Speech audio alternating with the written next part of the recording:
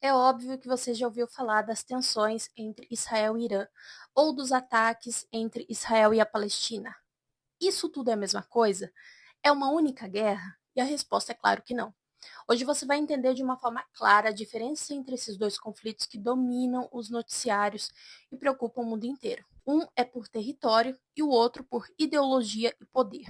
Vamos começar por Israel-Palestina. Em 1948 nasce o Estado de Israel. Um pouquinho no contexto histórico de como isso aconteceu. No final do século XIX surgiu um movimento sionista liderado por judeus europeus que desejavam retornar à Terra Prometida, ou seja, a região da Palestina, onde existiu o antigo reino de Israel bíblico.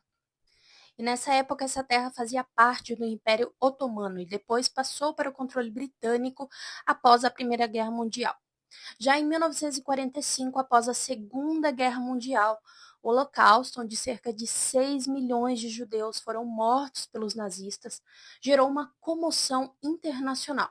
Houve então uma pressão crescente para a criação de um lar nacional judeu na Palestina, região já habitada por uma população árabe majoritariamente palestina.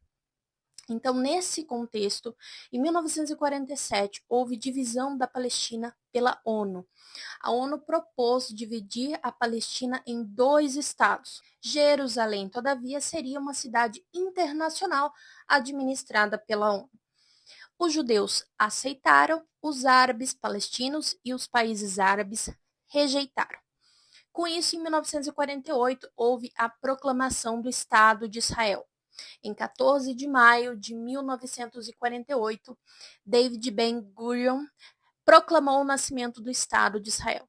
No dia seguinte, 5 países árabes invadiram Israel: o Egito, a Síria, o Líbano, a Jordânia e o Iraque. Como resultado, Guerra de 1948. Israel venceu e ampliou seu território além do que a ONU havia proposto. Centenas de milhares de palestinos foram expulsos ou fugiram. E esse evento é chamado por eles como Nakba, que significa catástrofe. A criação gerou um grande conflito com os povos árabes que já viviam na região, os palestinos. E desde então, há uma disputa intensa por terras, especialmente por Jerusalém, Cisjordânia e também Gaza. Os palestinos querem um estado próprio e esse conflito gerou guerras, rebeliões e hoje ainda vemos bombardeios e ataques constantes, especialmente em Gaza. E agora vamos para Israel versus Irã, que é o conflito que estamos acompanhando em 2025. E com o Irã a história é diferente.